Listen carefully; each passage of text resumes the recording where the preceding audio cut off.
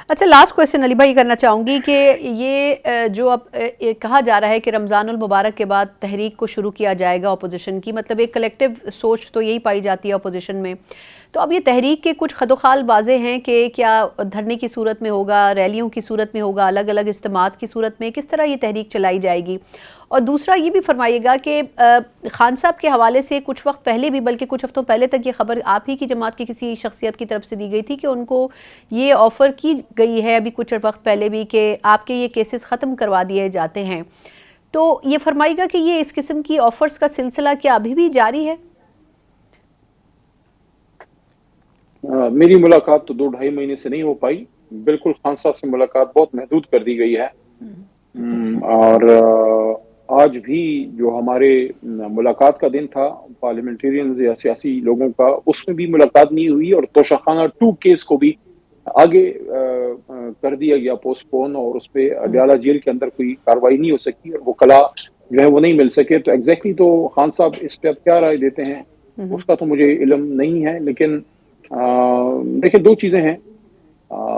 अगर street movement की तरफ ये जमातें जाती हैं तो जरूरी नहीं है कि वो इकट्ठे ही स्ट्रीट मूवमेंट में जाएं, वो अपने अपने इलाकों में खुद भी एक्टिविटीज कर सकते हैं, जॉइंटली भी कहीं वो इकट्ठे हो सकते हैं, क्योंकि अभी महीना इसमें है, मजीद चीजें फॉर्मुलेट होंगी। मिसाल मैं आपको ये दे सकता हूँ कि अगर मिसाल के तौर पर बलूचिस्तान की कोई नेशनलिस्ट जमात है तो जरूरी नहीं है कि हम बलूचिस्तान में सब जाके वहां इकट्ठे एक जलसा करें। हमारे कुछ नुमाइंदगान जा सकते हैं, वहां क्राउड उनका होगा, या पूरे मुल्क में पाकिस्तान तहरीक इंसाफ क्राउड निकाल सकती है, वहां उनकी एक रिप्रेजेंटेशन हमारे साथ आ सकती है। तो क्या स्टेज पे सारे इकट्ठा शेयर करेंगे या कुछ लोग आएंगे, कुछ कहीं और होंगे? दोनों ऑप्शन मौजूद हैं, लेकिन बीच में वक्त है।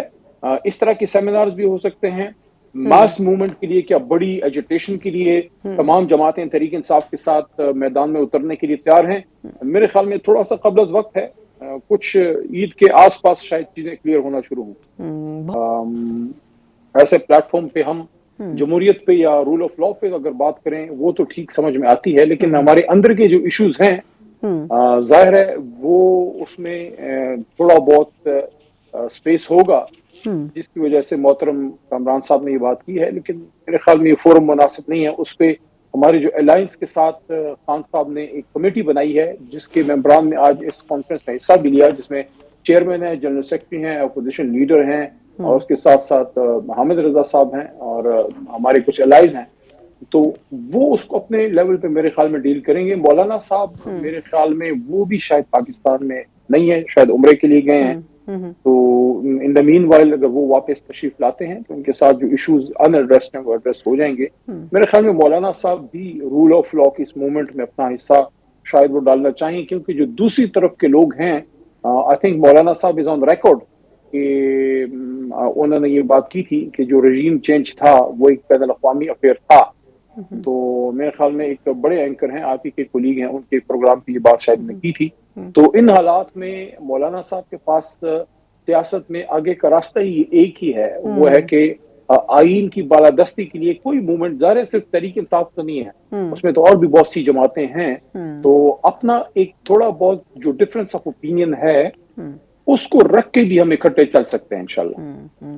अच्छा, ये आपने पॉजिटिव एक बात की है कि जो भी डिफरेंस ऑफ ओपिनियन अलग अलग पार्टीज का है, लेकिन एक कंसेंसस किसी एक बुनियादी फैक्टर के ऊपर हो जाए तो साथ चला जा सकता है।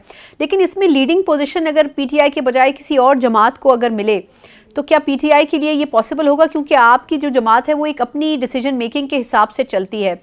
तो क्या ऐसा होगा कि अगर कंसेंसस हो, जिस तरह आपको याद है माजी में पीडीएम बनाई गई थी तो उसमें बेसिक डिसीजन मेकिंग जो थी वो जेवाईफे के पास ज्यादा थी?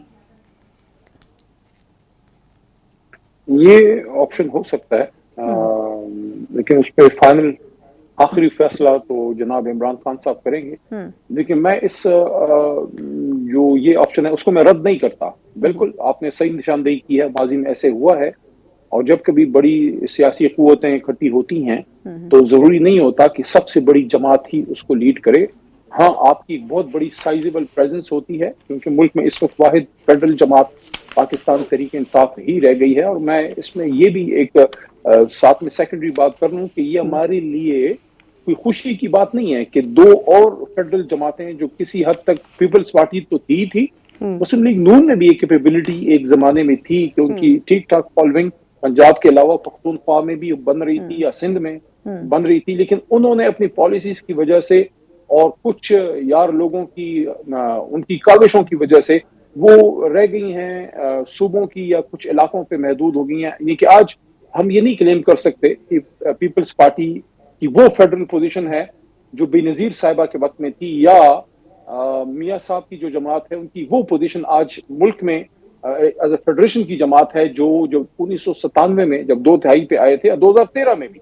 तो एक पीटीआई रह गई है, एक फेडरल जमात रह गई है, और ये भी इस सियासी पूरे कल्चर के लिए एक अलमिया है कि आहिस्ता आहिस्ता करके सियासी जमातें और सियासी कल्चर फ्रेगमेंट्स में तकसीम होता गया है और फेडरल जमातें मुल्क को इकट्ठा करती हैं। एक तहरीक इंसाफ रह गई है। अगर इस अलायंस के लिए किसी और शख्सियत की जिम्मे देनी हो या तहरीक इंसाफ के अलावा किसी और जमात को इसमें लीड देनी हो, मुमकिन है, लेकिन फैसला उस पर खान साहब का हो।